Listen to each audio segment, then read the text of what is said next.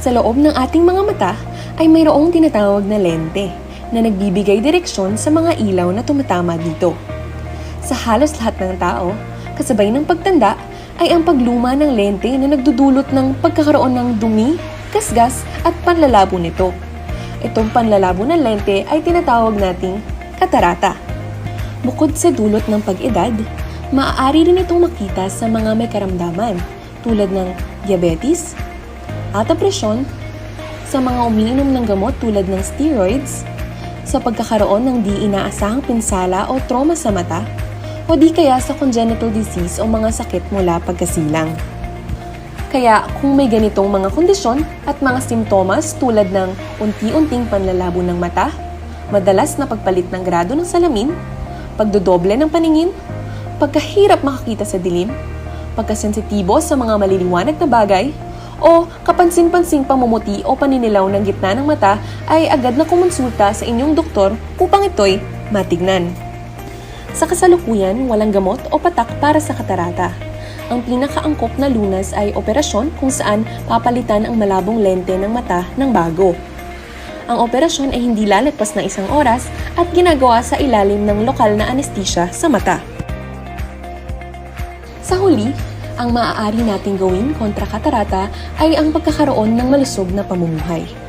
Kinakailangang bawasan o itigil ang paninigarilyo at pag-inom ng alak.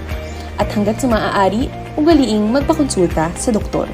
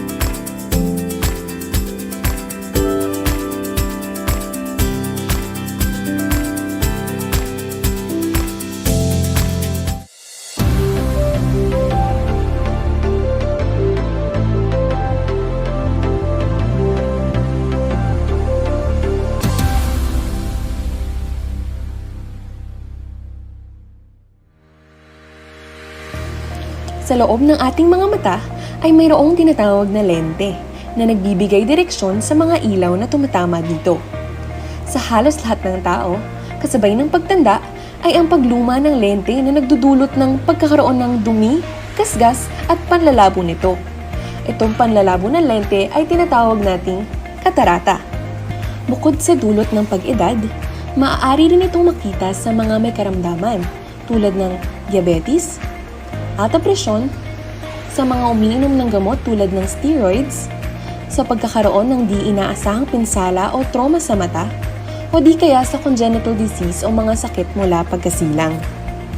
Kaya kung may ganitong mga kondisyon at mga simptomas tulad ng unti-unting panlalabo ng mata, madalas na pagpalit ng grado ng salamin, pagdodoble ng paningin, pagkahirap makakita sa dilim, pagkasensitibo sa mga maliliwanag na bagay, o kapansin-pansing pamumuti o paninilaw ng gitna ng mata ay agad na kumonsulta sa inyong doktor upang ito'y matignan. Sa kasalukuyan, walang gamot o patak para sa katarata. Ang pinakaangkop na lunas ay operasyon kung saan papalitan ang malabong lente ng mata ng bago. Ang operasyon ay hindi lalagpas ng 1 oras at ginagawa sa ilalim ng lokal na anesthesia sa mata. Sa huli, ang maaari nating gawin kontra katarata ay ang pagkakaroon ng malusog na pamumuhay. Kinakailangang bawasan o itigil ang paninigarilyo at pag-inom ng alak. At hanggat sa maaari, ugaliing magpakonsulta sa doktor.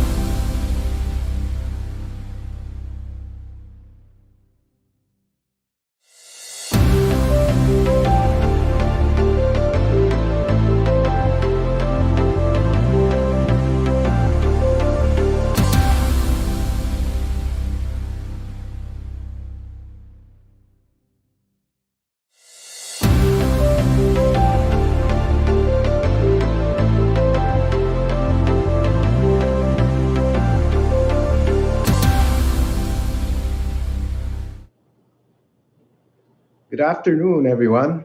I'm Dr. Vic Caparas, and welcome to the second season of EyeTV of the Medical City. EyeTV is the series of webinars by the Eye and Vision Institute of the Medical City, and we can't believe it that this is already the 13th episode. EyeTV was born from necessity because of the restrictions of the pandemic and the lockdown, and we can't believe we've gone this far. Our guests today are from a different time zone, and we need to get things going quickly and efficiently. But before we start, we would like to request for everyone to fill out the attendance and evaluation form that will be posted later on the comment section below. Now, let's listen to Mr. Kuntal Joshi, Area Director for Asia Pacific of CFI, one of the main sponsors for this episode, to formally begin this show. Let us hear his opening remarks. A very good afternoon to all of you. Happy New Year. Hope the new year started off well for all of you. My name is Kuntal Joshi. I am Area Director for CFI. I'm based out of Singapore. I manage CFI's business in Asia Pacific. I firstly wanted to thank Professor Caparas and the entire team at the Eye and Vision Institute at the Medical City in Manila for putting on this wonderful program, the EyeTV YouTube channel. Over the last 9 odd months, while we've been sort of socially distant from one another, this forum of webinars has been a fantastic educational and sharing platform for all ophthalmologists within the Asia Pacific region, as well as from other parts of the world as well. Today we have episode number 13. CFI is co-sponsoring this program with our friends at Oculus. We have speakers. We have some amazing speakers on the panel today. First is Dr. Christina Tan from the Medical City, and she'll be presenting on the Oculus AXL, Pentacam AXL. We have Dr. Savini from Italy presenting his work on the Pentacam AXL wave. I'm honored to have one of my colleagues from Italy as well, Mr. Corrado Balasso, to present on CFI's IOL technology, and he will be presenting that and sharing with you the general elements of the technology, the intraocular lens technology for presbyopia correction. We have Professor Gert Alfart, who will be presenting his findings and his clinical studies with both the Miniwell as well as the Oculus Pentacam AXL wave. We have Professor Caparas at the end sharing a panel discussion and then sharing his case studies with both the Oculus Pentacam AXL as well as Miniwell and the Miniwell toric lens that he has been implanting. We've been very fortunate over the years now working with Professor Caparas and the entire team, and CFI has been doing some amazing clinical research here in Asia Pacific at the Eye Institute, and I'm sure Dr. Caparas will present some of his work. A little bit about CFI. CFI is a 86-year-old company based out of Catania, Sicily, in the southern part of Italy. CFI is a company that's truly focused in the eye industry. We are a pharmaceutical company and a medical device just specializing in eye care products. We have launched the intraocular lens platform for CFI the last 4 years in Asia Pacific. CFI has a full portfolio of intraocular lenses as well as preloaded intraocular lenses, and our flagship product, Miniwell and Miniwell Toric, have been studied extensively in the region, but more importantly with Dr. Caparas at the Eye and Vision Institute. These are exciting times, and we hope that in 2021 we have a few new products that we'll be introducing in the premium space as well, and we look forward to that happening in 2021.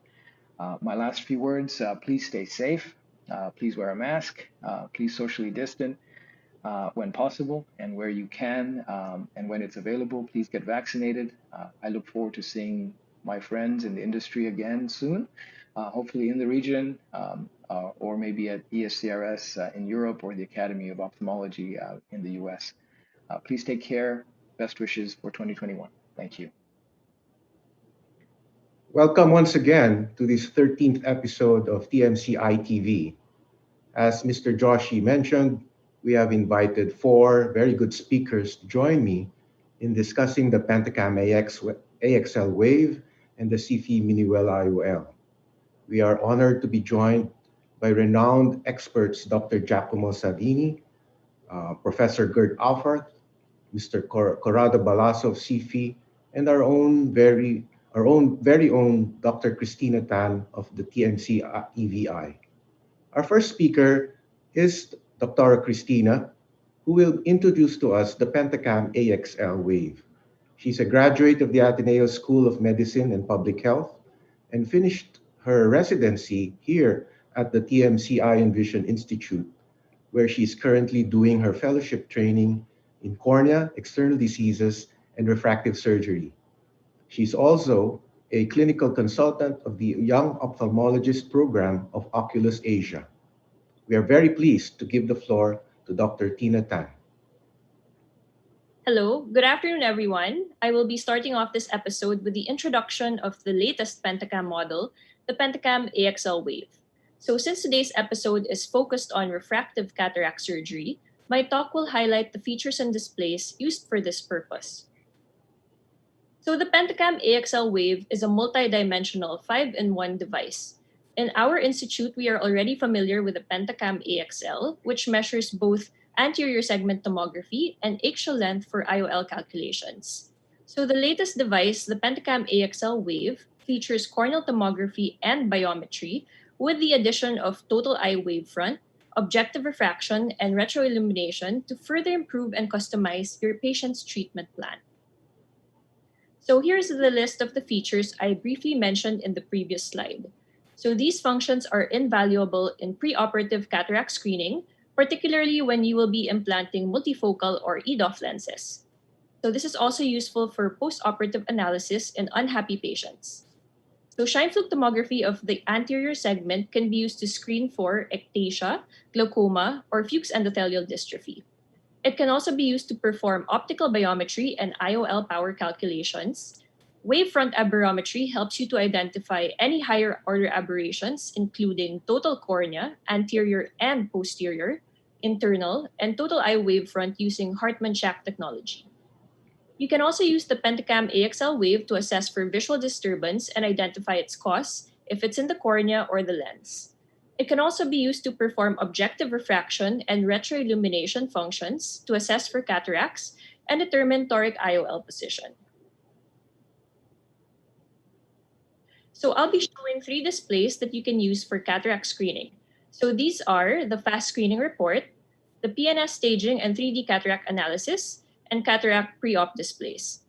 So these displays are already present in the Pentacam AXL and are also seen in the Pentacam AXL Wave.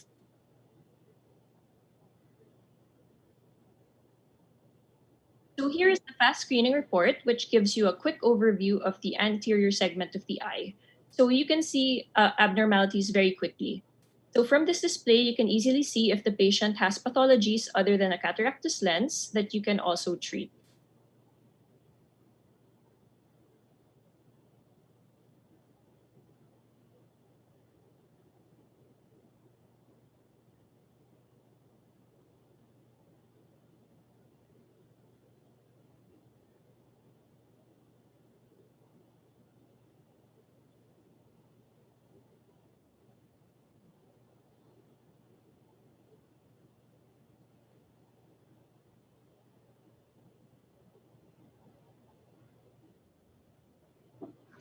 Next slide.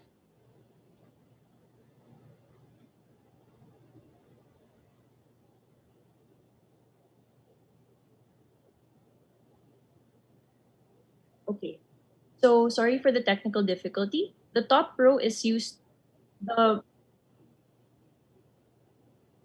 this box shows corneal parameters. Okay, here. So the top box will show you glaucoma screening, and this evaluates chamber angle, AC depth, and chamber volume. Next slide. So here we have corneal parameters, which can help you to detect Fuchs endothelial dystrophy. And you have the bottom row, which displays corneal parameters. And then you also have ectasia detection and also lens grading. So it uses the traffic light scheme to detect abnormalities. So green is normal, yellow is suspicious, and red is abnormal. So another useful display is the Pentacam Nucleus Staging, or PNS, and 3D cataract classification display. So we can use this for cataract classification and determining lens opacities in 3D. So here we have the cataract pre-op display. So this is very useful for premium IOL selection. Next slide. So it allows you to view axial, sagittal, and total corneal refractive power maps and also pachymetry.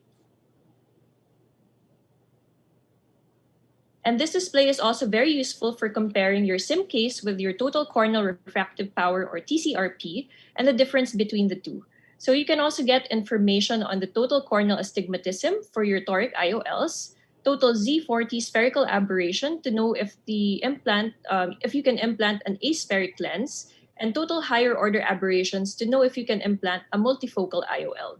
So in this example, you have a total corneal astigmatism of 1.3 diopters.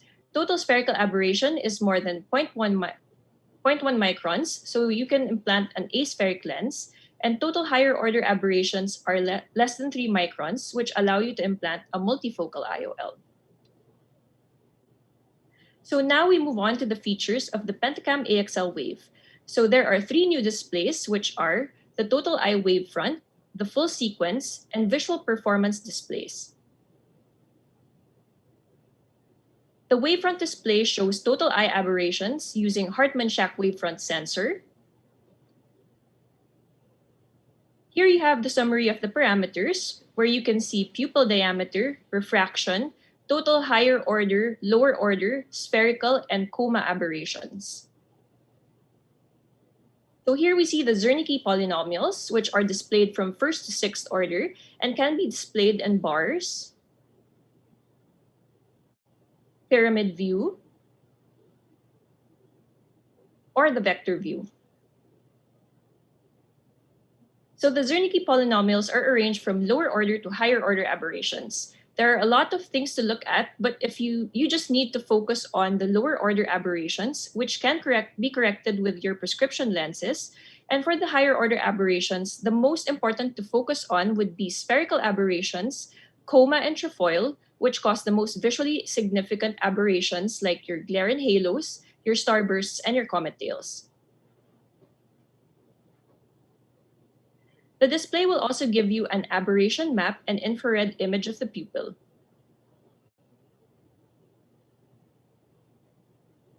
The next display is the visual performance display, which simulates the patient's visual quality as seen with the letter E. So here we can see visual simulation of aberrations in the cornea, the internal, and total eye. So you can see in this example that the visual disturbance is seen internally, and this usually suggests a cataractus lens in a preoperative patient. You also have a maps display where you can choose from a selection using the drop-down menu. So here we have retroillumination, which will help you to assess for cataractus lens changes. In postoperative patients, you can visualize toric IOL alignment and the presence of a posterior capsular opacity. Refraction is also seen in this display. And finally, we have the full sequence display, which gives you a summary of the parameters for preoperative cataract screening. So in this display, it shows 2 pupil diameters, the mesopic and scotopic, which is useful for multifocal IOL and refractive surgery screening, and retroillumination is also shown in this display. It also includes refraction and a summary of aberrations, the axial length, and lastly, corneal tomography.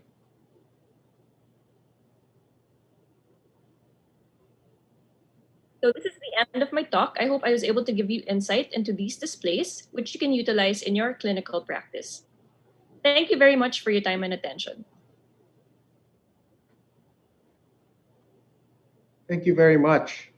Thank you very much, Tina, for that that brief but informative lecture. We haven't been playing around with the AXL wave for a long time yet, and we really do need some guidance in navigating all those very informative displays. It's almost like an information overload. And so we'll really need to play around with it and see how we can use it in the clinics. For the next part of this episode, we will have a special guest who will talk about the use of the Pentacam AXL wave in preoperative and postoperative assessment of cataract patients. He will show us the entire set of features of this revolutionary machine and its advantages in cataract and refractive surgery. I'm honored to introduce Dr. Giacomo Savini. Dr. Savini specializes in cataract and refractive surgery, including clear lens extraction and multifocal and toric IOLs. Most of his clinical research in the last decade has focused on IOL power calculation, with special attention to post-LASIK calculations. He's currently with the Studio Oculistico d'Aselio, Bologna, Italy, as anterior segment cornea and refractive surgery specialist. Uh, Without further ado, let's hear Dr. Giacomo Savini. Uh, Thank you so much for the invitation. It's a great honor. It's the first time I'm talking to ophthalmologists of the Philippines, and I'm really glad here to give you my experience, to report my experience with the Pentacam AXL wave that I have been using for the last year. And sorry, just these are my financial disclosures. And as Christina previously said, we have several displays of the Pentacam XL wave that are useful for cataract and refractive surgery patients, both before and after surgery. Before surgery, we can look at the cataract pre-op display, at the retroillumination, the IOL calculator display, and these displays help us to select the lens model, monofocal, multifocal, EDOF, and power, and so are very useful in the decision making. After surgery, the retroillumination display is useful to have an image of a PCO, of the rexis, of the IOL decentration, of the toricity of the lens, and of course we can take advantage of all the features of the Pentacam and Pentacam AXL that we know since almost 15 years. And rather than simply showing those singular displays, I would like to show you 4 clinical cases where we can really understand which are the advantages of the Pentacam wave. The first case is a post-LASIK IOL calculation. You see that this patient whose corrected distance visual acuity is quite low, just 0.3, had low corneal readings, the keratometry around 37, low astigmatism, both keratometric and total. So we did not decide to implant a toric lens in this case. The ACD is quite high, and since this is a myopic patient, the axial length is above 30 millimeters. And here you see the visual performance display. On the top left, you see the image of the E as simulated just through the anterior and posterior corneal surface. In the top middle, you can have a look at the internal effect of aberrations. And again, as also Dr. Tan showed before, it's easy for both the patient and the clinician to understand that the problem lies in the lens, in the cataract. And on the top right, you see the total effect of the aberration from both cornea and the lens. So it's easy for everybody to understand here that the problem is the cataract that has to be removed. You can also look at the cornea map, the retroillumination, and the refraction. And this is the post-LASIK IOL calculation display, where we can rely on three formulas directly on the Pentacam software. Everybody knows the Barrett 2K. Here you can use both the clinical version, which means you can enter the refractive change induced by the LASIK or PRK, or you can use it as a no history method. Then you have the Hill-Potvin-Shamas PM that has been developed just for the Pentacam. And finally, on the left, the Olsen ray tracing, that in my opinion is the best option for this machine. In this case, you see that there are slight differences because the Barrett calculates a 17 diopters but the target was slightly myopic, minus 1.5. So we go from 17, 16.5 with the Hill-Potvin-Shamas and 16 with the Olsen ray tracing. I always prefer to have a look at as many methods as possible, and I think that everybody knows the ASRS calculator. Here you see that the values range from around 14.5 with the masked formula to around 17 with the Barrett. I decided to implant a 16 diopters Acrisoft, and the final refraction was a spherical equivalent of minus 2. And if you take a look at the Olsen ray tracing, the prediction was very, very close to that, minus 1.88, so just 0.12 diopters of prediction error. And you see the change after surgery. If you take a comparison before and after surgery, this is a wow effect that can be displayed to the patient as well.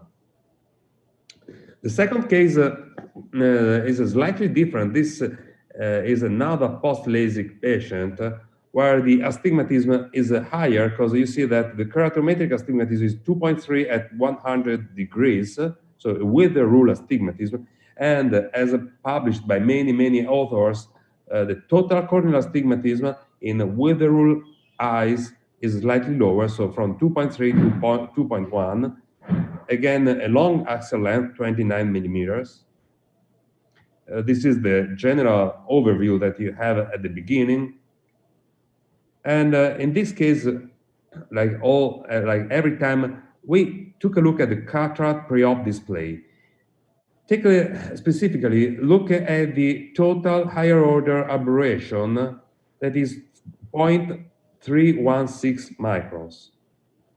We know that when this value is above 0.3 microns, we should be cautious and take care to implant a multifocal IOL because we might have troubles after surgery due to the irregular cornea. So this is a borderline value. And since the patient was quite young, I did not want to get in troubles. And my selection was to implant a monofocal lens, a toric monofocal in the bag, and a trifocal add-on in the sulcus. Here you see the cornea power display that I've been using for more than 10 years, showing the total the TCR zone pupil selection, 1.9 diopters. And these are the calculations for the monofocal toric IOL, of course for emetropia, using the Olsen ray tracing that calculates both the spherical equivalent and the toricity, suggesting to me a 16.5 diopters lens and a T4, which means a 2.25 diopters at the IOL plane. And the final refraction for this patient was plano. Then, 1 week later, we implanted the trifocal add-on in the sulcus, and this is the final effect. You see how nice is the picture on the retroillumination display showing a perfect centration of the trifocal lens. But this machine, this instrument, the Pentacam AXL wave, is useful also to try to understand, which is not easy in many cases, the problems after surgery for all patients complaining about dysphotopsia or halos. This was a 54-year-old woman, a lawyer, looking for spectacle independence. She was slightly myopic, minus 3.5, and so she was well used to good near uncorrected visual acuity. And you see here the corneal maps showing a slightly asymmetrical topography, more in the right eye than in the left eye. We just focus our attention on the right eye, and we see that before surgery, there's an inferior bulging of the cornea, which is out of the pupil area. So, since it was out, I thought that this was not a contraindication to a trifocal lens. Since this was a myopic patient, I wanted her to have a good near visual acuity, and I prefer to have a trifocal rather than an EDOF lens. The scotopic pupil was 5 millimeters. She was not a night driver, so I felt comfortable with a panoptics. Here you see the total higher order aberration, which are low, 0.09, okay, for multifocals. Here you see the the IR power calculation with the different formulas, and both the Haigis and Barrett suggested a 17.5 millimeter diopters lens. But the problem was on postoperative day one, because the patient on day one was not seeing 20/20 unaided as expected, but just 0.4, not improved by any lens. So I was a little bit worried. There was not at the slit lamp, nothing was wrong. Everything was looking perfect. And I was not understanding the source of visual disturbance, and the patient was more worried than me.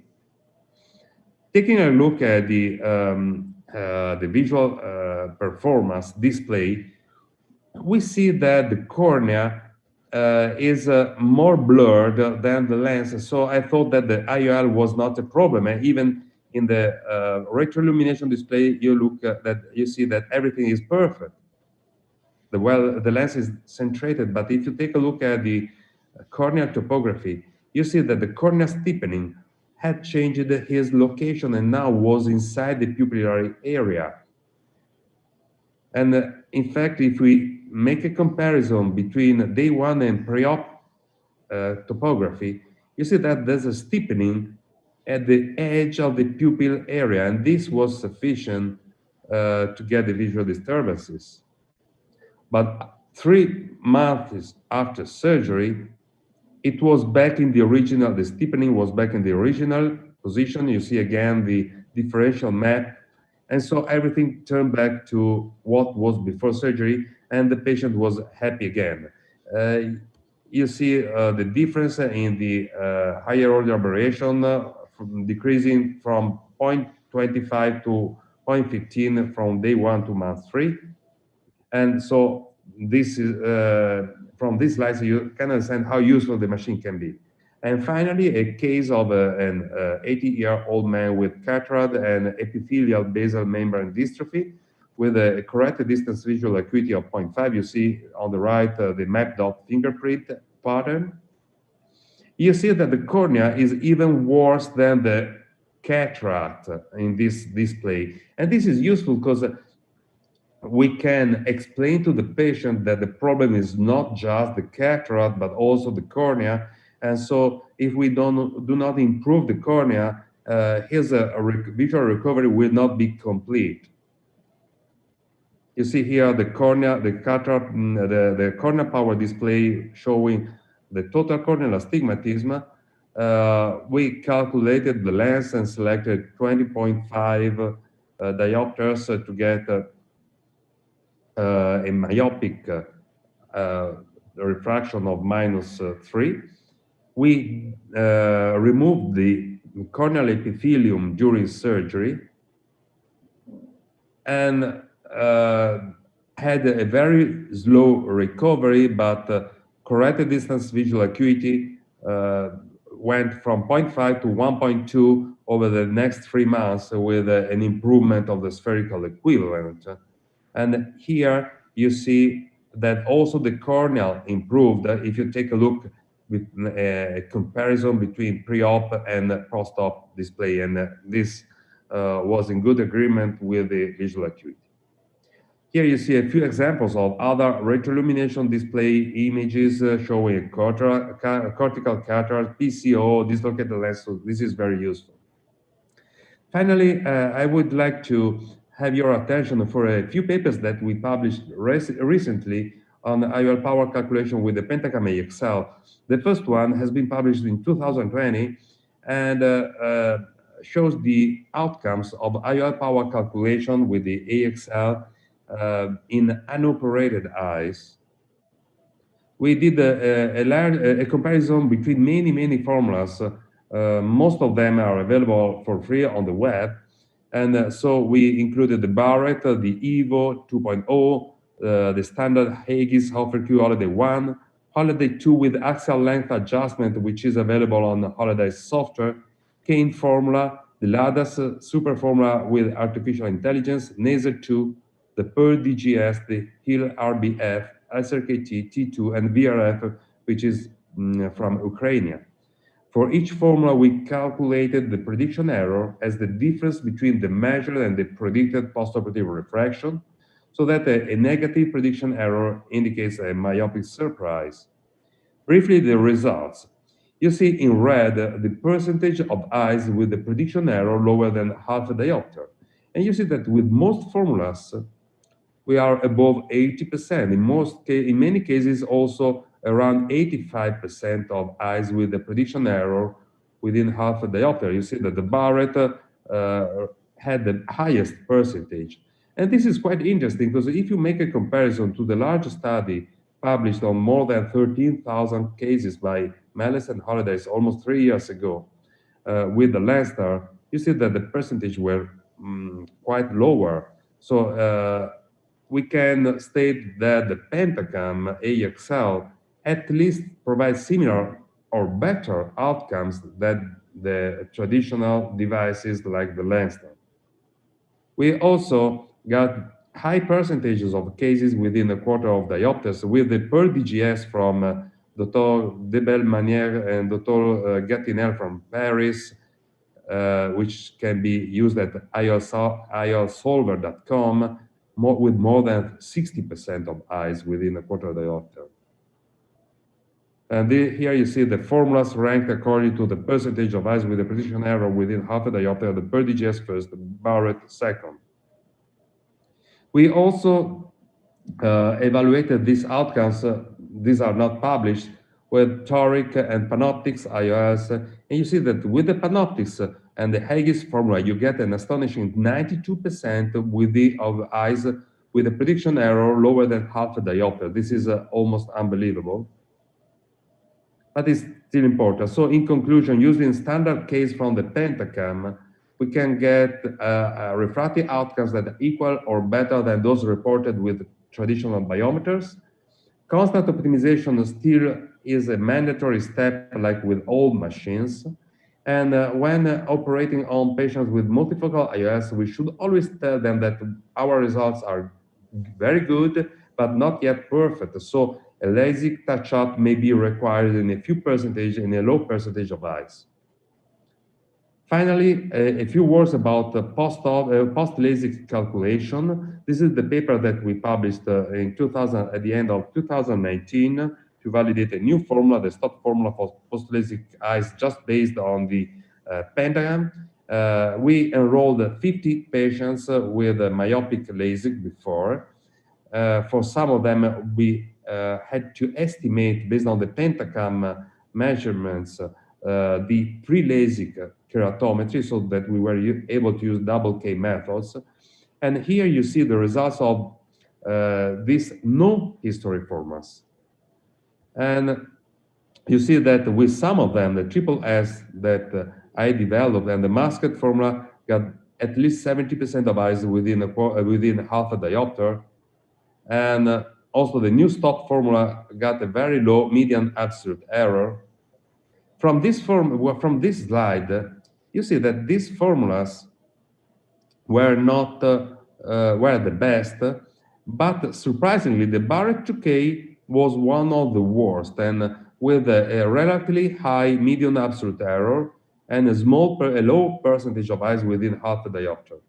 And of course, just after these results were published, I talked with Dr. Barrett and we planned a new study for the Barrett 2K, and we decided to investigate the four possibilities that are available with the Barrett formula 2K.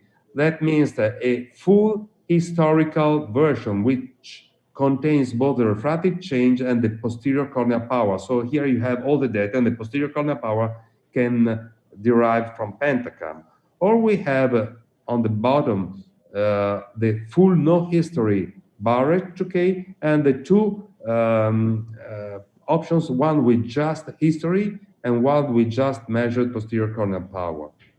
And you see that the Barrett 2K with measured corneal power and the refractive change obtained the lowest median absolute error and the highest percentage of eyes within half a diopter, which means that when you use the Barrett 2K, you should try always to include both the refractive change and the posterior corneal power by the Pentacam.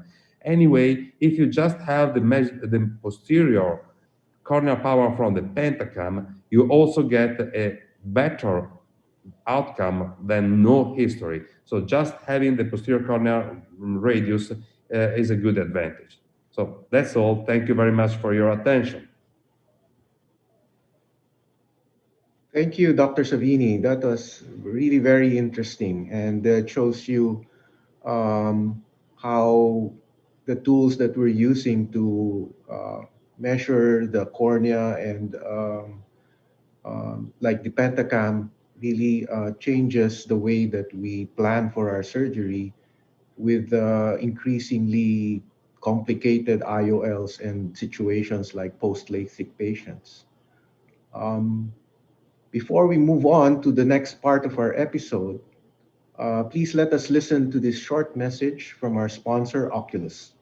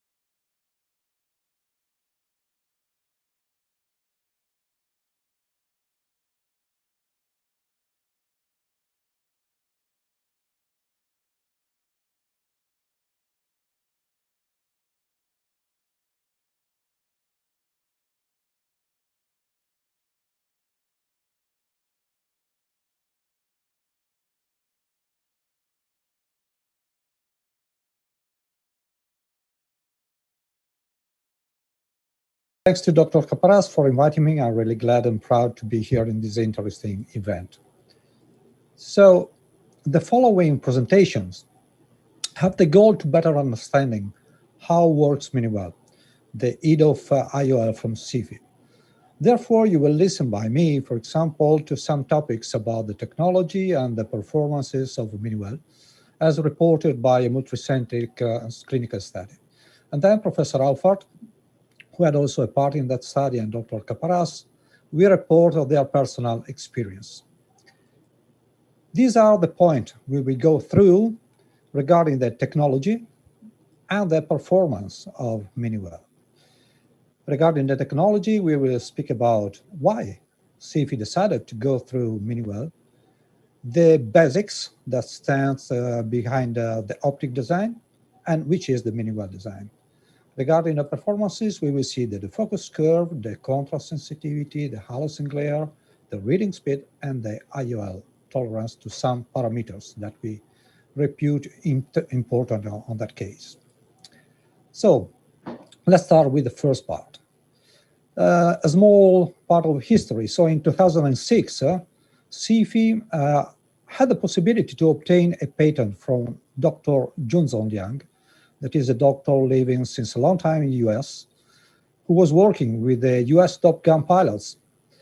And starting from that patent, CFI started to develop this IOL that is based on the combination of different spherical aberration induced only in the central pupil. This is the phrase, the core phrase that is the starting point for everything and what we have now. So at that time, around 2006, when we started with this patent, in the market of the presbyopic IOL, mainly two were the type of lenses to solve this problem. The bifocal IOLs, refractive and diffractive, and the first generation of trifocal IOLs, mainly diffractive because they showed to have the best outcomes that time. But they were leaving some unmet needs because regarding the quality of vision, for sure, they are still now excellent for far vision, intermediate, near vision, for sure. The bifocal diffractive, we speak about diffractive, good for vision, good near vision, not good for the intermediate. But something was missing and about the quality of vision. So the continuity was so, contrast sensitivity, and the photophenomena. We know that even if the patient could perceive them more or less, anyway, we cannot, there is no doubt that they are and they were present. The same for the bifocal as a continuity vision, contrast sensitivity, and photophenomena. So what did CFI? CFI started with this new product design concept. And the base was that the spherical aberration, when induced only in the central part of the pupil, increases the depth of focus to overcome presbyopia, but without leading to poor night vision. This is the point. So it was not interesting for us to develop a lens to overcome the presbyopia just to be comparable to the other lenses, but to have something more. So to solve the quantity of vision, but without leading to poor night vision. That was the main, let's say, weakness at that time of the current lenses available in the market. So since that time, the wordings that was running together with Miniwell was, first of all, progressivity. We were speaking about progressivity, about continuity of the focus curve we will see. Then extended depth of focus when this category was set by the FDA later on. And currently, nowadays, we prefer to speak about vision uninterrupted along the distance and along the day. And this, together with the fact that we will see Miniwell provide negligible halogen glare, bring to the CFI we can call mantra, that is the quality of vision. So this is how Miniwell looks like. You see, for haptics, in order to improve the stability into the capsular bag, and no rings. No rings are visible. Only a few you can see something on the slit lamp under the microscope, but in reality, some areas are present. The optic of the IOL has three distinct areas where different spherical aberrations are applied. In the central area, mini-well induces positive spherical aberrations. In the second area, we are inducing a negative spherical aberration. In the third peripheral area, mini-well is an aspherical monofocal. So what about aberration? We know that proper spherical aberration make possible that the peripheral rays are focused before or after the central parallaxial rays. In this case of positive, they are before the parallaxial rays. If it's a negative spherical aberration, the peripheral rays are focused after the central ones. If we combine these two opposite longitudinal spherical aberration with the proper power of the lens to correct the refractive issue of the patient, we can obtain an extended depth of focus. Yes, of course, you can understand that this is really schematic explanation. In reality, the optical situation is really more sophisticated. Our optical engineers, with the tools and with the instruments, they created a system. So that is an optical system that is really sophisticated. What we can say is that mini-well optical system mix the light that is passing through the lens, not split the light like in the multifocal IOL, trifocal, or bifocal. What we can say about the spherical aberration, we cannot disclose, of course, which is the formula to calculate the spherical aberration for a matter of confidentiality. What we can say is, anyway, is a function of dioptry. So a lens plus 30 or plus 20 or plus 10 is providing different spherical aberration calculated properly, and then that the amount of positive spherical aberration is a little bit lower than the negatives, because we have to take care to take into account the corneal spherical aberration that is on average positive. So this is roughly the situation. Three areas that create an extension of focus, producing a continuity of foci, that is the EDOF concept, that positively affects the performance, providing good vision at all distances, from far to near. So let's switch to the positive, to the benefit, to the positive effects that this concept give to the patient. One of them is the focus curve. This is a typical focus curve of an EDOF lens, but namely is of a mini-well, where we see that for the far vision we have the peak, but both for far and intermediate vision there is an excellent visual acuity. This then is degrading, but maintaining a very good vision for 50 centimeter and going down, but maintaining a so-called functional near vision for near. Functional because it allows the patient to perform the majority of the day life activity, just like to achieve a car driving license, like in the most of the countries. Another screenshot show you a comparison between mini-well, the blue line, a EDOF IOL, and then monofocal, our CFI monofocal IOLs, thus to show the difference in the extension of focus. Also, the monofocal IOL, being our IOL and spherical lens, provide a small depth of focus. This is interesting because we know that currently in the market there are also some so-called enhanced monofocal that has, yes, a depth of focus a little bit more extended than the monofocal, but not like a real EDOF lens like mini-well and also other EDOF IOLs. So we cannot compare fully the extension of focus of these, of mini-well, for example, and the enhanced monofocal IOL that remain monofocal IOL.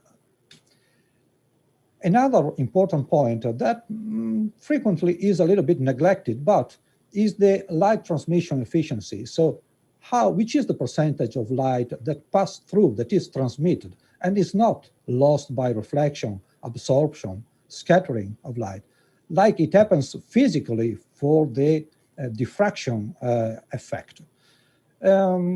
Mini-well, having no rings, has a very high light transmission efficiency, just far over 90%, and is comparable to a monofocal IOL, which is one of the benefits. For example, to have a very good contrast sensitivity, being the retinal image stronger than other lenses with the same light condition. Here is an example provided by Dr. Pedrotti in a study and in an article published of the contrast sensitivity of mini-well compared to a monofocal, that normally is our reference in the contrast sensitivity, in 3 different light conditions. You can see by yourself that there is a quite total overlapping of the two curves for the 3 different light conditions. So this is an indication of very good contrast sensitivity. That is, for a multifocal IOL, is a very strong point. But the main point and the unique point of mini-well is just that: the halos and glare situation and the night vision quality for mini-well. This is a tool that, if I'm not wrong, Professor Alford also helped in the development of this tool, is the halos and glare simulator. Is a tool to make possible that the patient gives you a perception and a situation of the halos and glare for his her implantation. So the patient looks to the video to a scene, a night scene, and just moving the slides of the scroll bars can change the lights of the cars, of the street lights.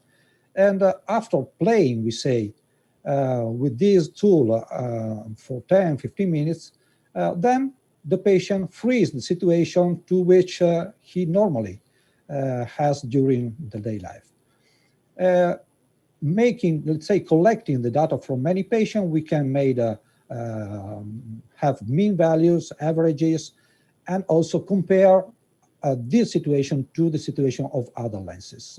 Was a very helpful method. Here is a screenshot of what, for example, we had in the past.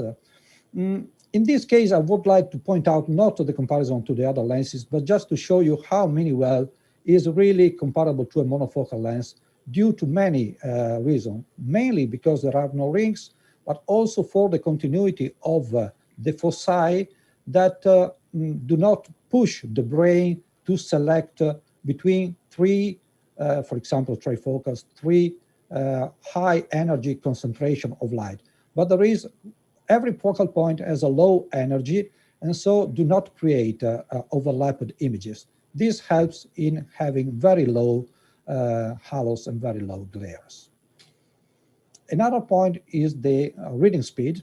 We checked the reading speed at 40 centimeters, and we can see that for small letters, like a 03 lograd, that is typical for the phone book, but okay, nowadays the phone book probably is no more available, but just a reference, very small fonts, we have a little bit more than 80 words per minute.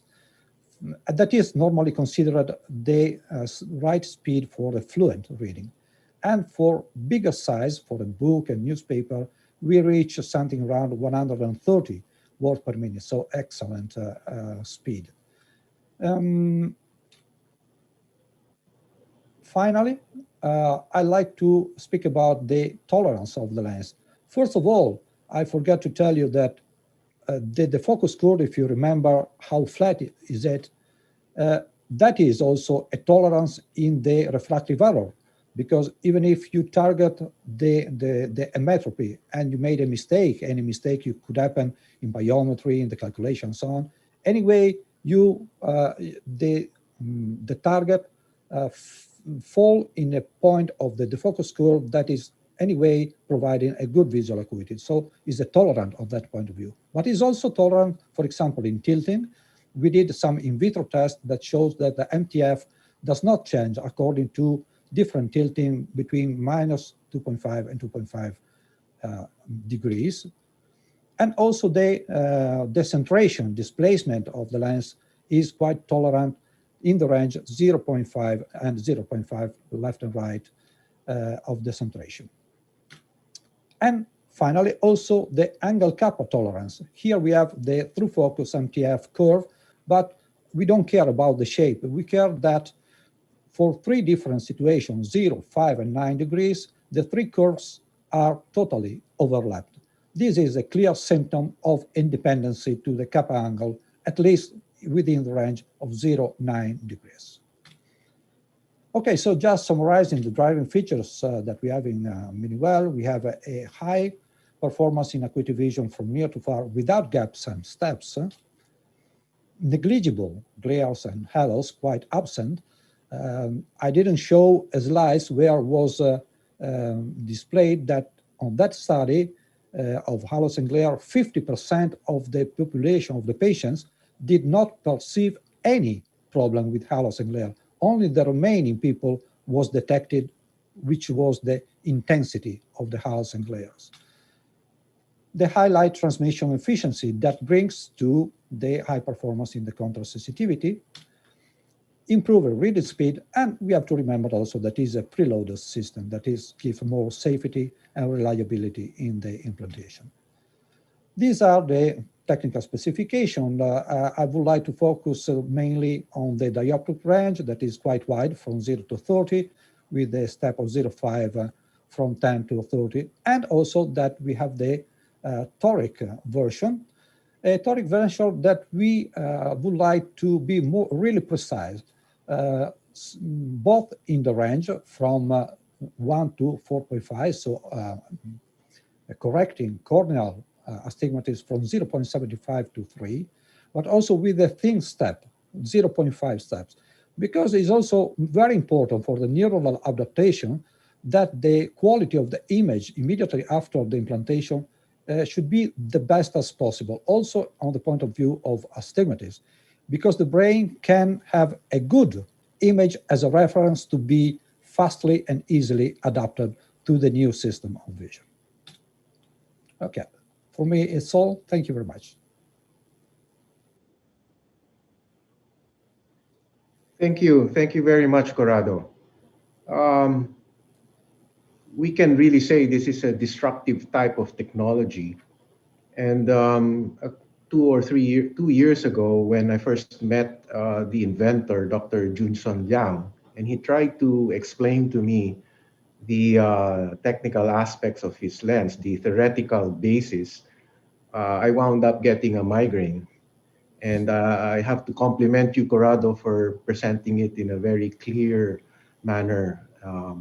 And this does help us clinicians to understand it a little better.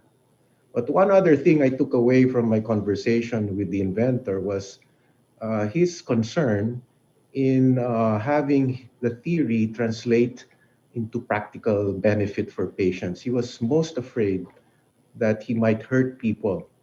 And I think our experience with Miniwell has shown that it has helped. And we have here tonight here in the Philippines anyway, somebody who can share his experience with the Miniwell as well as the use of the Pentacam AXL wave. Hopefully he will give us the tips, tricks, and clinical outcomes that he's seen with this new technology. And this is none other than Professor Gerd Auffarth. Professor Auffarth, or Gerd as he is known, is no stranger to the Philippines. In fact, he was on a very well-attended webinar a few months ago here. And he's now the current chairman of the Department of Ophthalmology in Ruprecht Karls University of Heidelberg, Germany. He's also the director of the IVCRC and the David J. Apple International Laboratory of Ocular Pathology, University Eye Clinic of Heidelberg, Germany. In April 2018, he was cited by the Ophthalmologist online magazine as one of the world's top 100 most influential people in the field of ophthalmology. We are very honored to have him here as one of our speakers. Professor Auffarth. Yes, good afternoon, everybody, and thank you very much for the invitation. It's an honor for me to present here, and It's always a pleasure to hook up with my colleagues from the Philippines. I really hope that in the near future, when traveling may be possible, I can also come over again. But let's wait how long this will take. So we've listened now about quite very nice lectures about the Pentacam, and also a very thorough introduction in the Minivel technology. And I would like to share some specific aspects in this context here. These are my disclosures. When we talk about the Pentacam RXL wave, I always comes to my mind how the smartphones have developed, and the more or less the least thing we do with the smartphone is making a phone call. We use a smartphone for a lot of things, and it can do quite a bit of things. And the Pentacam has more or less developed from a simple cornea device to a smart diagnostic system. And now with the addition of the wavefront analysis, it is almost usable for everything that we need to do, and we got so much information out of it. We really need to channel the information, or we need to focus on certain aspects depending on what type of patients we are examining. In the eye clinic in Heidelberg, we can use the machine in any kind of areas. We do quite a bit of corneal surgery or refractive surgery, cataract surgery, and cataract refractive surgery with specific intraocular lenses, but phakic IOLs, and there are a lot of other things, keratoconus treatment and so on, where we have that used in a routine or standardized way, and where we cannot really think how it was before we had a machine like this. And the thing is, at the university, we have so many people working there, and a lot of doctors are also technicians, go through, stay for a couple of years, then move on, go somewhere else, or the residents leave us and go in their own private practice. So there is always a demand for learning curve to get people set up for using it. And therefore, you really need standardized evaluation methods, standardized interpretation notes, and so on. And this is quite good and easy actually with the Pentacam, instead of having like 5 different machines doing the same job. So one thing, of course, is the pre-op screening that we do in every patient. You've seen that. How can we filter out the compromised cornea, which is not good for a multifocal lens? Or how can we look at the post-LASIK patients? What about comorbidities like keratoconus or other dystrophies of the corneas? And also, if you want to look for the impact of cornea and opacity of the lens, and the thickness of the lens, and also even adapt it to a femtolaser or something like this. This is all in here, and we really appreciate the IOL calculation method based on the measurement, and very often compare that with the IOL Master 700, and also look in the post-LASIK patients in all the features that we have in order to find the best compromise for an intraocular lens calculation. I will just briefly mention some of our clinical trials that we did, where, for example, we compared the AXL wave with the IOL Master 700. And I don't think you can have a better correlation than this, where they're almost all identical in terms of axial length values. Also, the Blonde-Altman curve shows that, so we have a very good agreement in terms of that. If we look at specific features, we've seen that in the previous lectures, like the Zernike force or spherical aberrations. Here we compared it with the ORK from Schwind. We see how good it measures and how good the standard deviation of the measurements are. Yeah, so that if you measure 4 or 5 times, you always get the same outcome, and therefore it is really a very reliable tool to get these informations. And I think it's also very important that you have a picture like this, where with one view, you have more or less summarized the whole eye situation of a patient with retroillumination, with axial length, with refraction, with spherical aberration, with optical quality of the system, and so on. It really gives you a very good overview to directly screen out difficult patients from normal patients. Let's a little bit focus also on the wavefront measurement, because this is the newest addition that we had with the Pentacam. We did a study where we looked at the reproducibility, especially in terms of selection for premium IOL. So Zernica force, vertical operations were interesting for us. High order operation called mu, which is kind of angle kappa measurement, what we have. We looked at 64 eyes, did 3 consecutive measurements. Of course, we excluded any funny corneas, and then had a look at this. If you look at the high order aberration here in the 4 millimeter zone, you can see even with the repetition, we were exactly at the same values here, and also standard deviation was extremely well, and we had a very good reproducibility. The spherical aberration, you see here the average 0.336, again, very good mean values as well as standard deviations. The third measurement actually shows a smaller standard deviation, as you can see here. So again, very reliable, and the same applies to the chord mu, which is not so easy to measure, but as you can see here, also very consistent measurements. So we are very happy to have that tool with its high repeatability, with its very good features in terms of comparability with other machines. And it's, it's the thing is, if you have a machine which is completely tuned only for one specific diagnostic tool, and you have a machine that covers a lot of things, and still you have the same accuracy, like for Tracy or the other machines, I think that's a very, very good good sign. And prior cataract and refractive surgery, and actually in my clinic, a lot of time refractive surgery is lens-based nowadays because presbyopic patients are more dominating than the pure LASIK or just ametropia patients that come for corneal or surface ablations. And also after cataract surgery, I get a lot of referrals of patients that are unhappy.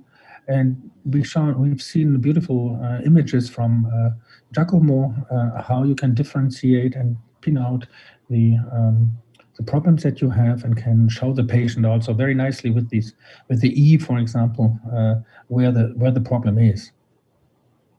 Let's move to the mini-well. You've heard a very nice lecture just before me.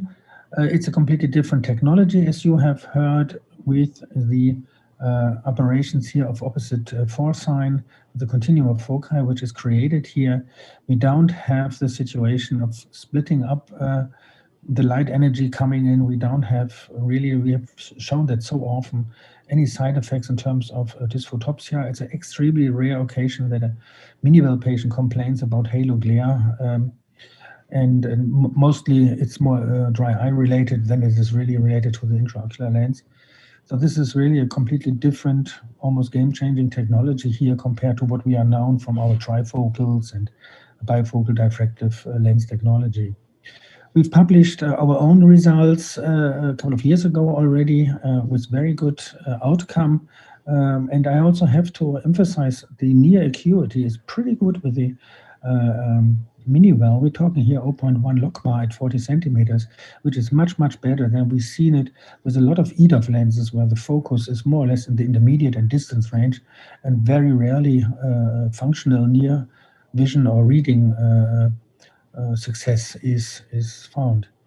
The big study that we just recently published last year, the European multicenter trial using the mini-well, has shown very conclusive, and also in different countries, that we have the same outcome. Excellent uncorrected distance acuity, as you can see here, binocular, monocular, best, mean, worst. Even the worst are still at 0.1 logMAR, so 0.8. Intermediate visual acuity is always over 0.1 logMAR, between 0.1 and 0, as you can see here.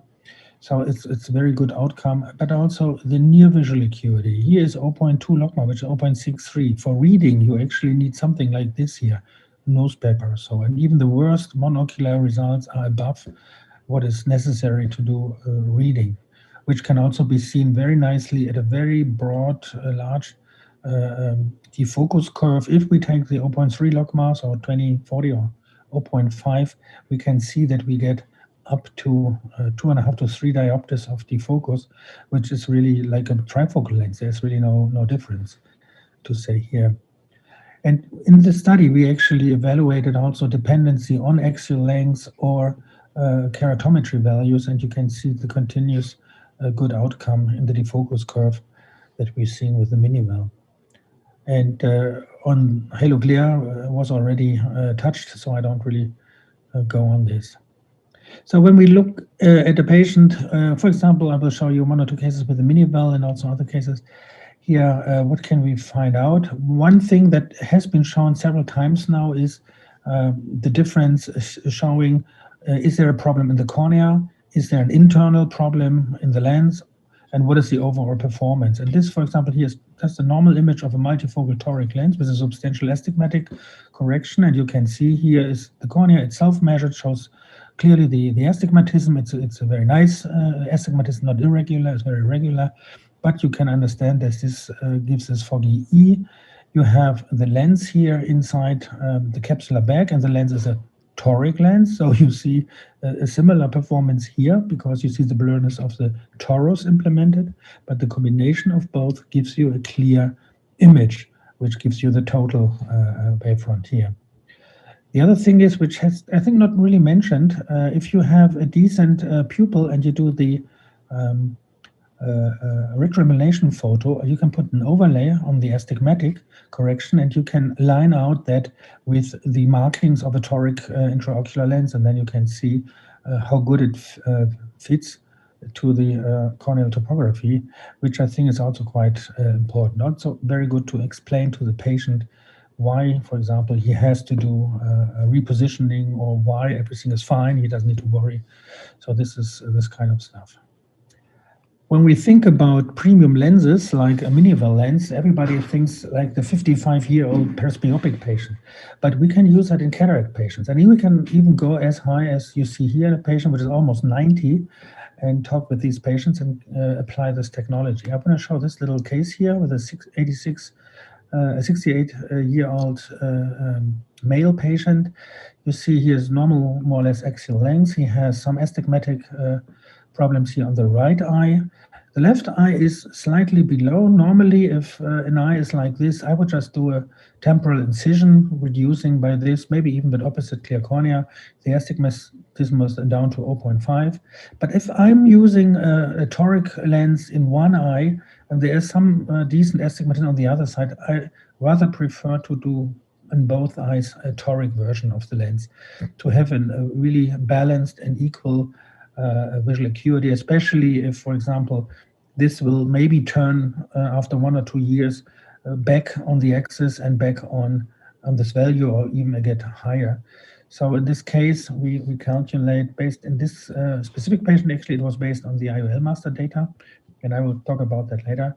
We calculated the toric lenses, so the patient got these lenses with a 2.5 torus and 1.5 torus in his eye. When we look at the outcome here, you see here now the implantation first. This, as you see, is an older patient. You see also some arcus here. Cataract surgery was done. This was not really a big problem. It's a decent cataract here. And after removal of the lens, you see the implantation of the mini-well IOL, which is a very nice hydrophilic acrylic lens with 4-point fixation. I think you know that. If you do it very often, you have like the feeling how to put it in one step, and with the plunger even put in the other two haptics in, so the lens is directly put in the capsular bag completely. Then we use the variant system here and put the lens on the axis. Here you just, for a blink of a second, you could see here the marking. When you do the viscoelastic removal, be careful that the whole thing doesn't start to propeller. And I sometimes just push with one of the irrigation aspiration tips on the lens when I remove it. Then we're done here. So let's go further. 2 months after implantation, however, the patient ended up slightly hyperopic here on the right eye. 0 astigmatic correction was accepted, so we did that well, but why didn't he end up a little bit plus? The other eye was more or less perfect. I mean, there's not much you can correct here. But we're talking here about an almost 90-year-old patient, and as you can see, his visual acuity was around 0.1 logma, so 0.8. or 2025 uncorrected on both eyes, more or less. Corrected, even he reached 2020, which is unusual for an age group like this, but it's nice and makes sense then to do that. One interesting part was we checked, we did a recalculation or back calculation and found out that we should have actually used the Pentacam IXL wave to do the calculation. Then we would have a better expected post-operative refraction and would have avoided the slight hyperopic change that we have. It was not really an issue for the patient. As you can see, the uncorrected intermediate visual acuity was around 0.16. Near acuity, actually binocular 0.1, which is also excellent for this. And the patient himself was pretty happy. And you can see that also here on the defocus curve, which had a range of 2.5 diopters on the 0.3 logMAR and almost the same 2.0 on the 0.2 logMAR 0.63. So with an outcome like this, and a defocus curve like this in a multifocal toric patients of this age group, I think that's excellent data. And this also shows you that it makes sense to apply this technology not only to the younger generation, also to the normal cataract population, and see how much benefit from there and how much it makes them independent and increase quality of life in these patients. If we look at the IXL wave data now, the corneal, internal, and total wavefront, you see what we just saw also in the other image. Here, the cornea, of course, of the right eye with 1.5 diopter of astigmatism shows a fuzzy image. The internal image is a little bit better, but it also includes the toric component of the mini-well, and then the total wavefront shows a very nice image. This is for the right eye. I think this is for the left eye and represents the same data. When we look here at the pyramid, we see that we have a very low spherical aberration here of 0.003 on the right eye and very low high order aberration, which also explains the excellent quality of the patient, of the vision quality. Here, the other eye, similar values, a little bit higher high order aberrations, but I think this is what also helped the patient a bit more in the near. And the spherical aberration here is slightly higher, but it's also way below any problematic range, factor 10 to 100 below what could cause some problems. So to summarize that, the mini-well already provides really very good restoration. We've seen that in the multi-center trial. We've seen that in our own studies with our own patients. We apply this technology not only to the younger presbyopic patients, also the elderly patient can have big advantages of it. And we've seen here the binocular uncorrected vision is fairly high, especially for the near. So I really see that this is a difference to other EDOF lenses. With the Pentacam IXL wave, we can check preoperatively. We should use it also when we apply the mini-well toric, for example, to make sure that we have optimal IOL calculation and toric IOL calculation. The wavefront abnormalities can be identified before and post-operatively. The mini-well itself, with his kind of wavefront changing pattern in the middle using the spherical aberrations, does not have any negative impact on the vision quality. It has actually a positive impact, as you can see, with the outcome. And so therefore, this is a very good marriage, so to say, to have a tool like this to evaluate these patients and the IOL technology which can be applied here. So saying this, thank you very much for your attention. Thank you, Professor Alfred, for that valuable sharing and insights on mini-well and Pentacam AXL wave. Before we move on to the last part of our episode, we have a short message from our other sponsor, CIFI, and its Philippine distributor, MOC Optomedic.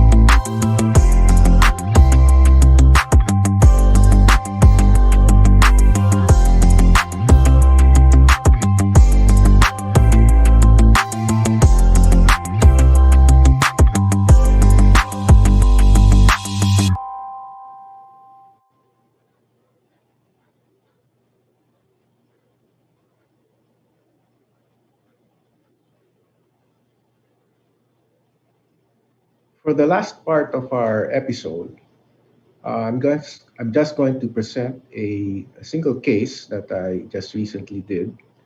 And I've been working with Miniwell for since 2017, but we just newly acquired our Pentacam Wave. So I was very excited to try using this new technology, the diagnostic technology, and see how it improves patient results. At the same time, CFI also wanted me to try this new lens of theirs, and I wanted to see how well it did. So let's go to the case. It's a 67-year-old female, the normal cataract age in the Philippines, with blurring of vision and glare, especially at night. She drives at night, and she also was very particular about telling me about her need to be able to read fine print. Her manifest refraction and the appearance of her cataract are there in the table. So for visual performance, um, you can see that the cornea doesn't seem so bad, and most of the blurring is mostly internal. So we would attribute that to the cataract. On retroillumination, we can see more clearly how the lens opacity affects her vision. So this is something that was new to us. So we looked at the aberrometry and we did it step by step. The pupil was measured at 3 and 2.5. And these are the higher order aberrations. As you can see, um, the Zernike 4, the spherical aberration in both eyes is not very high, as well as the coma, not very high. The lower order is obviously the defocus is the what's causing her problems, and this is the sort of a summary panel for her aberrations. It's definitely high for the lower aberrations and sort of high or borderline for the higher order, and similar on the left eye. So we did the pentacam biometry again. Um, these are the important things to look out for. The cord mu is within acceptable levels. Those are the Ks, the TCRPZ40, and the higher order aberrations are, again, for the right eye, a little borderline, but for the left, entirely acceptable.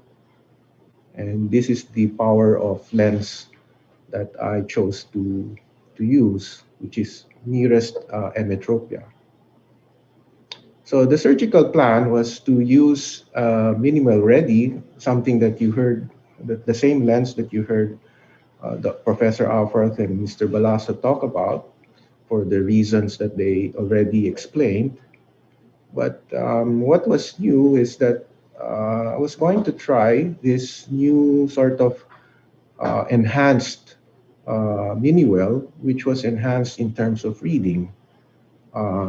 It was different because of the number of zones, which are a little higher than the Miniwell. The active zone was extended to 4.5, and so it was intended to optimize near vision up to 3 diopters. The first zone is divided into 2 zones, whereas in the standard Miniwell, it's just one single zone.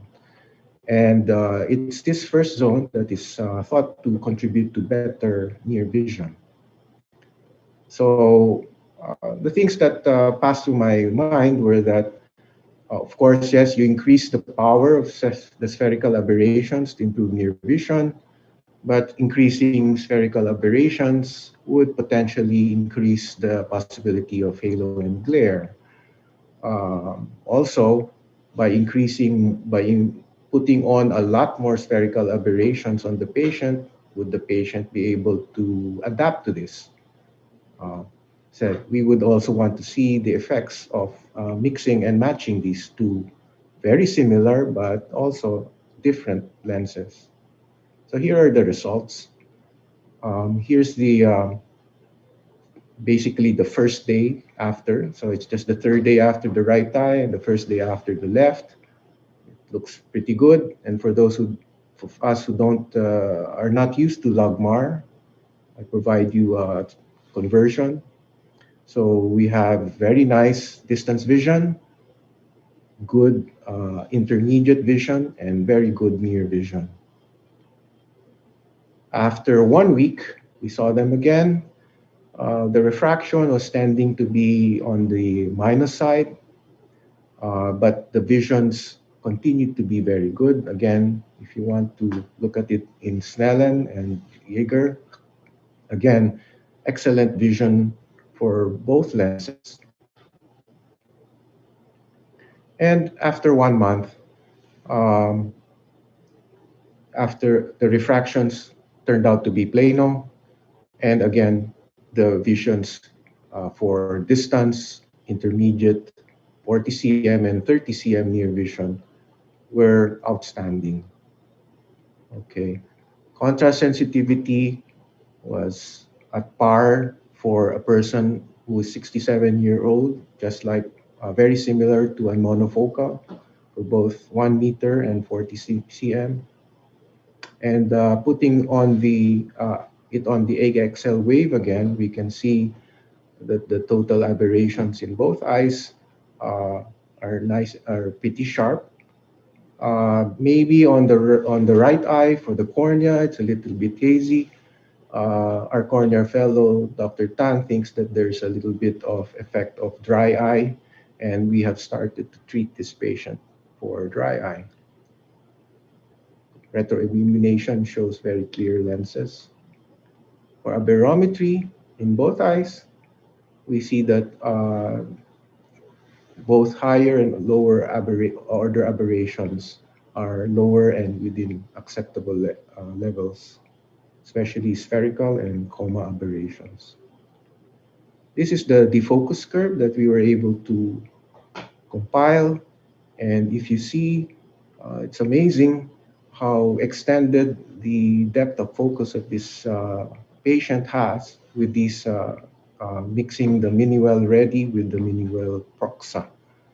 So the patient can see 20/20 all the way up to 33 cm, which is much closer.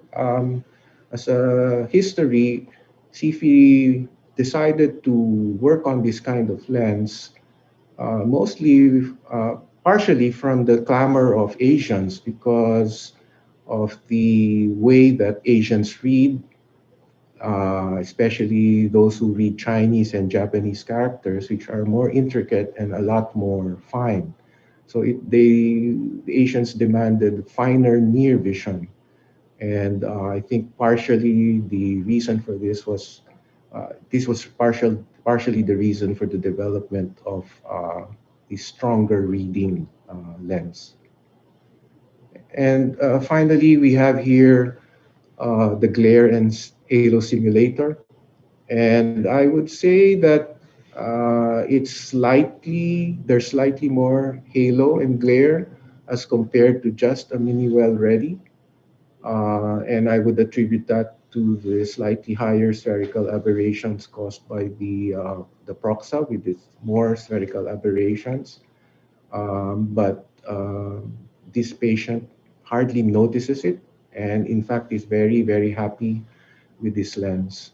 Also, in another patient that I did, initially there was higher glare, but the glare and halos very quickly became unnoticeable, not noticeable after about a week. So we have here a very happy patient, very satisfied with both distance and near, has no complaints. In fact, you have to explain to her what glare and halos are, and she can drive at night and do all the tests that she wanted. So we continue to follow her, and we will see her in about 2 months to see if these results continue to look as good as they are. Thanks very much.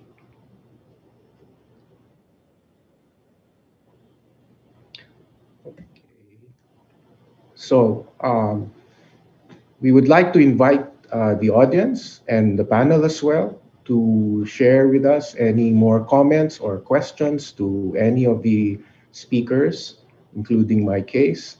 And let's just keep it loose, and anybody can just speak up.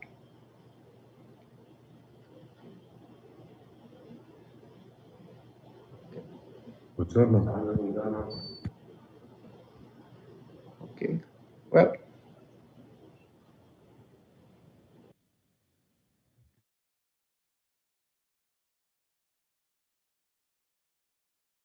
going to field we're going to field some questions from the audience first.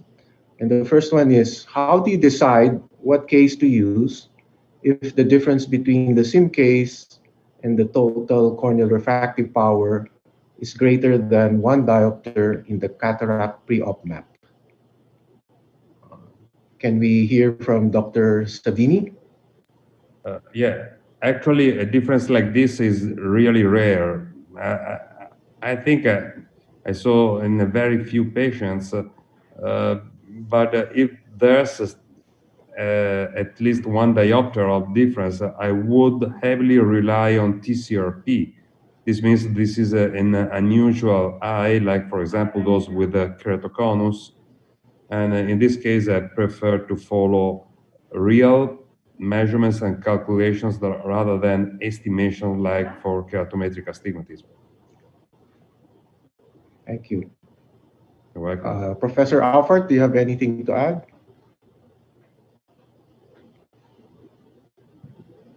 No, not really. I mean, I also look in a little bit about the zones, especially the 3 to 4 millimeter zone, how the astigmatic situation is there, and then decide a little bit also from this point of view. But otherwise, I would agree to Dr. Savini's comment. Thank you very much. Let's go to the second question. This is more practical. What is the measurement time required to capture all these data? Maybe Dr. Tan, can you give us an idea? Okay, so generally the measurement time for the Pentacam AXL wave is less than 2 minutes for the entire screening process. So you already get the Scheimpflug imaging, aberrometry, refraction, optical biometry, and retroillumination, all in 2 minutes. Okay, great.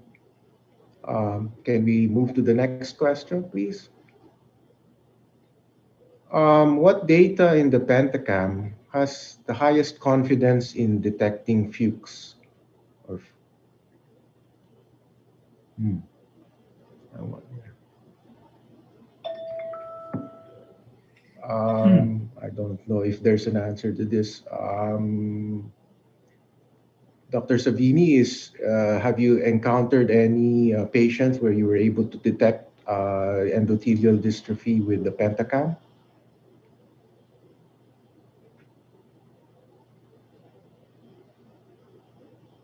Actually, I think it's easier to get this diagnosis at the slit lamp. I don't think that any Scheimpflug camera is really helpful, apart from maybe getting a thickness map that may be useful to see if there's any thickening of the cornea. But Yes. I think that the slit lamp is better. Yes, I completely agree. I think it's better just seen rather than measured with a Scheimpflug. I have a question for Corrado, Mr. Balaso. Early on, when I was speaking about the Miniwell, I was asked, and I think you were in the audience, by someone insisting on what the asphericity value of the Miniwell is. And I think that's the reason why you inserted one of the slides there to try to explain. Okay, is the asphericity value of the lens, does it depend on the power For example, sure. if you order a higher power like a 27 as compared to a 16, it would be actually more, you'd have a Yes, higher asphericity. yes, it is, and in some way is also logical. So if you consider, let's say, a lens of 0 diopters and a plus 30, must be that asphericity would change according to the power. There is, let's say, a formula that is the spherical aberration, positive and negative, and let's say the full profile of mini-well is calculated, and the input is given to the robotic machine that perform the lighting of the lens. So it is calculated according to the power for sure. Okay. Um, for Dr. Savini, I read one of the articles that one of your studies, you showed that um, mini-well patients with the prolate cornea do better for near as compared to those who are less prolate, which do actually better for far. Could you explain that to our audience, please?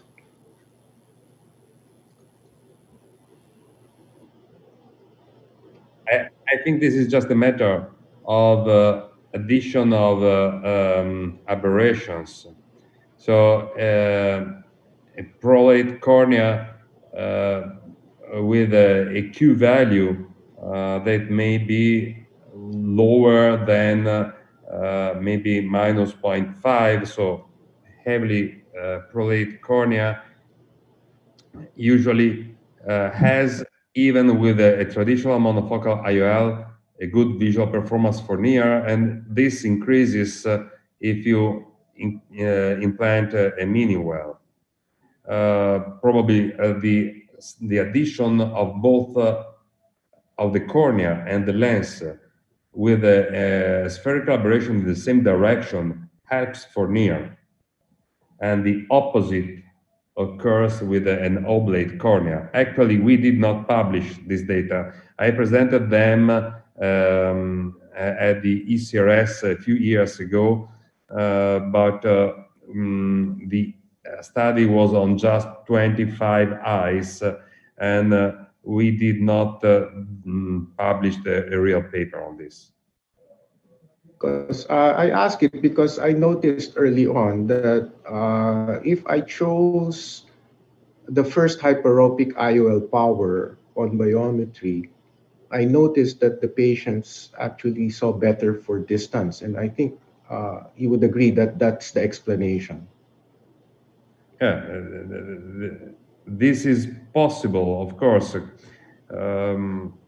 We, I always prefer to, anyway, to target emetropia, but we know that we cannot be as accurate as we would like, because the percentage of eyes who have a prediction error within a quarter of diopter is around 50%, and it's this percentage increases to 75, 80% in if we take a prediction error of a half a diopter. Thank you, sir. Professor Alfart, do you have any experience implanting the mini well in post LASIK patients? Not in terms of doing a study on this. I think we had one patient which came out quite well, but it's not that we have a larger number where I can say something to it. We do frequently multifocal lens technology, EDOF technology in post-LASIK patients, I can say that. But for the mini well, I don't really have a huge data set to explain to that. But I don't really see more problems with that compared to some of the other EDOF lenses we're using. The question is how forgiving is the lens. Some of the EDOF lenses or other lenses can kind of tolerate half a diopter or almost a diopter of wrong calculation, especially if you look, for example, for a small aperture IOL or something like this. Yeah. And with the mini well, I would really look into that in terms of having most accurate possibility. A slightly hyperopic outcome is not really that issue. You've seen that in the patient I described. He had plus 0.5 refraction and still 0.1 logma uncorrected distance acuity. So there is a certain kind of compensation here, I guess. But how significant that refractive tolerance is, I don't really have data for that. But I assume there is some refractive tolerability. Okay. And just a follow-up, and what's your view on using them on high myopes? Have you experienced any mini-well patients in high myopes? I think the highest one were something between 6 to 8 diopters of myopia, and they came out quite well. The near acuity maybe a little bit less than with a hyperopic patient, of course, but it is a good alternative to a trifocal lens also in high myopic patients. But I'm not talking about 12, 15, whatever diopters. Yeah, and also the lens is also not available in all for all high myopic patients. You have to check that. But below 10 diopters, you can use it. Okay, let's have a question from the audience. Are angle kappa and angle alpha available in Pentacam? I think this is a question for Dr. Tan. Yes, sir. The angle kappa and angle alpha will be available in the next update of the Pentacam AXL-V. So it is in the cataract pre-op display. So right now, the cord mu is like a proxy for angle alpha, isn't it? The cord mu is the proxy for angle kappa, sir. Angle kappa, yeah. Okay.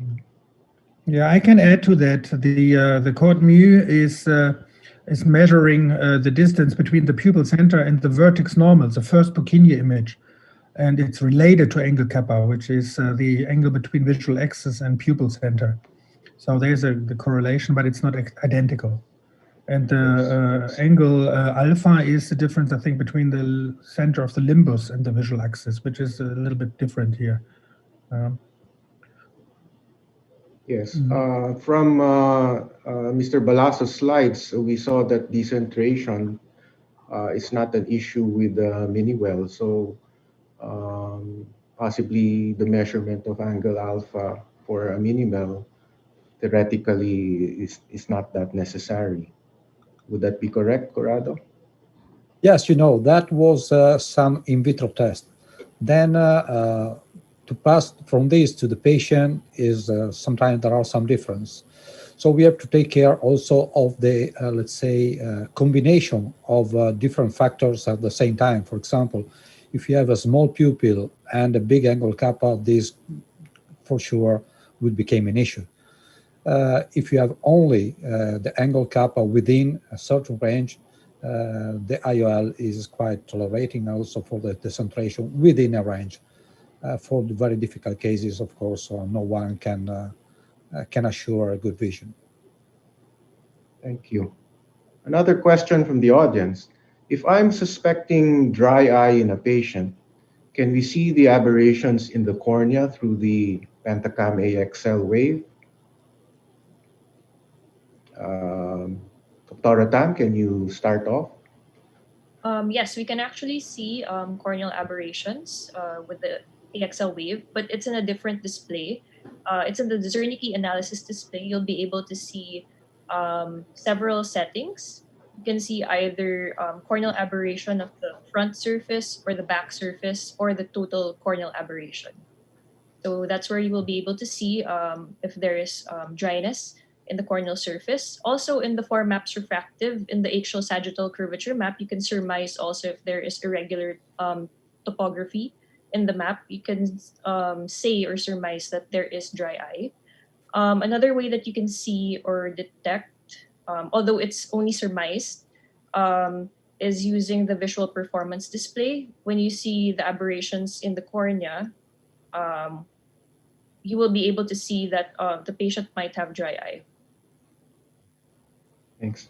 Dr. Savini, do you use a barometry to detect dry eye? No, actually, I don't use a barometry to evaluate the dry eye. I'm more traditional, and I prefer standard breakup time with the fluorescein before surgery, also to evaluate the integrity of a corneal epithelium. Anyway, I don't think that the Pentacam is the best tool to investigate dry eye, because it's not based on any reflection device like a placebo. So, in my opinion, the advantage of Pentacam in the setting of dry eye is the ability to get accurate corneal power measurements without the influence of the tear film, which is irregular. So in a dry eye patient, I rely on the Pentacam more than on any other device. Yes, that's a very important tip. Yes, I think the better tool for detecting dry eye would be another product by Oculus, the keratograph, which is a Placido-based device. Okay. We have a question from the audience. Do you have any experience using the CFI Mini Well for patients who read Chinese? I have found that it is not as good. Any advice about how much myopia to target, mini monovision to get better reading? I think I can answer this myself.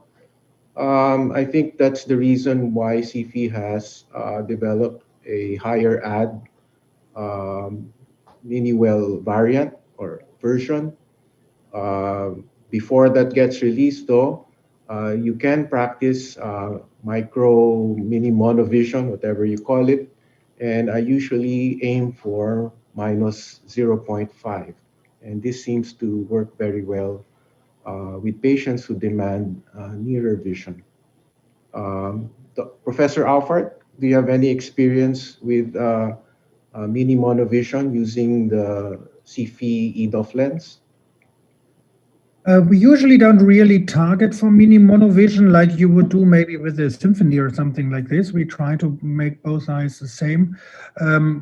Saying that is not 100% correct. If I have a higher myopic patient, I automatically tend to target the refraction slightly myopic anyhow, and I'm not so afraid to do a monovision in the higher myopic patients.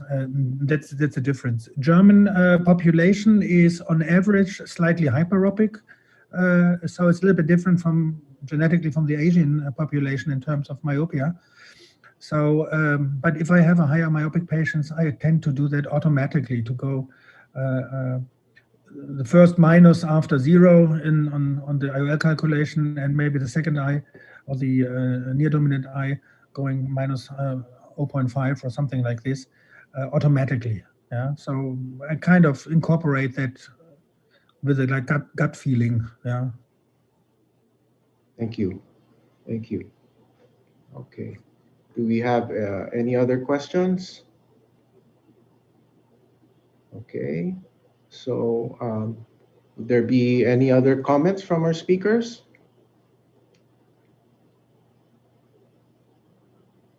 Yes. If not, thank you so much, everybody, for gracing our program. It's been a nice 2 hours to spend with you. We've been able to get a lot of good and clear information. And I hope that everybody in the audience has benefited from your 2 hours of watching us. Before you leave, though, please fill out our attendance and evaluation form by clicking the link posted in the comment section below. For the next episode of EyeTV, we will have the orbit and oculoplastic section for the EVI, who will share with us new things about the lids, lid masses, and what to do about them. Again, thank you for everyone for tuning in to this episode of our digital platform. Thank you to Oculus and Sifi, through their distributor MOC Optomedic, for making this episode possible. And of course, the biggest thanks go to our speakers, Dr. Savini, Professor Alfarth, Mr. Balaso, Dr. Tan, for gracing us with their presence today. We hope to see you all again in the next episode of TMC ITV. Good evening, everyone. Thank you. Thank you. Bye. Thank you very much.